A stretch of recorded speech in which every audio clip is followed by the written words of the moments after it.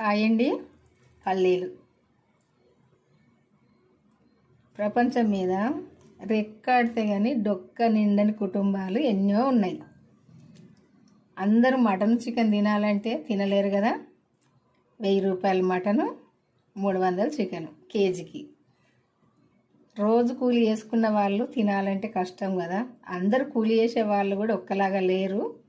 పిల్లలు ఉన్న వాళ్ళకైతే తిండికే సరిపోతాయి అన్నీ కొనుక్కొని తినాలంటే. అప్పుడు మటన్ చికెన్ కొనాలంటే కష్టం కదా. ఇదిగో పల్లీలు. ఈ పల్లీలు నానబెట్టుకొని తిన్నా మంచిదే, ఇవి నానబెట్టి ఉడకబెట్టుకొని తాలింపు చేసుకొని తిన్నా మంచిదే. మటన్తో సమానం, అంత బలం వస్తుంది. ఇవైతే అందుబాటులో ఉంటాయి కదా అందరికీ. 1 కేజీ కొనాలంటే 140 150 ఉంటాయి ఈ పల్లీలు. కేజీ కొనుక్కొచ్చుకుంటే ఒక 3-4 సార్లు తినొచ్చు. ఇవైతే ఇట్లా నానబెట్టుకొని ఒక 2-3 గంటలు ఉడకబెట్టుకొని కొంచెం ఉప్పేసి ఇవి తాలింపు చేసుకొని తింటే మటన్ తిన్నట్టే. ఇప్పుడైతే ఇవి తాలింపు చేద్దాము. కొంచెం నూనె పోసుకొని, ఎక్కువ అవసరం లేదు, ఈ పల్లీలలోనే నూనె ఉంటుంది కాబట్టి కొంచెం పోసుకుంటే సరిపోద్ది అంతే. ఇప్పుడు కొన్ని ఉల్లిపాయలు వేసుకోవాలి. సన్నగా కట్ చేసుకున్న పచ్చిమిర్చి కూడా వేసుకోవాలి. ఇవి మంచిగా వత్తులుగా వేగాలి.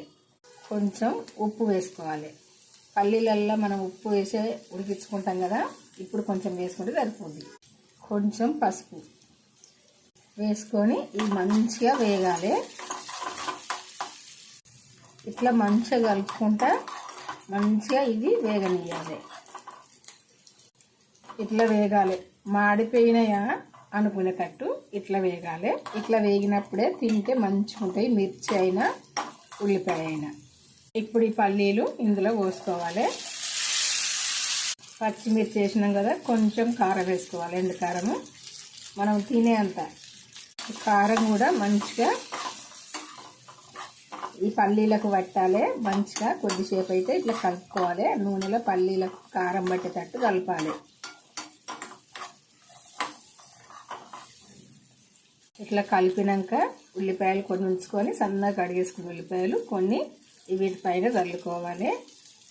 అట్లనే కొంచెము కొత్తిమీర కూడా చల్లుకోవాలి. మనం తింటే టమాటా కూడా వేసుకోవచ్చు. ఇప్పుడు ఇవి ఒక్కసారి కలుపుకొని కొంచెం చాట్ మసాలా వేసుకుంటే వేసుకోవచ్చు. చాట్ మసాలా నచ్చని వాళ్ళు అట్టి అయినా తినొచ్చు. ఇంకా మటన్ ఎందుకు, ఇవి తింటే సరిపోతాయి.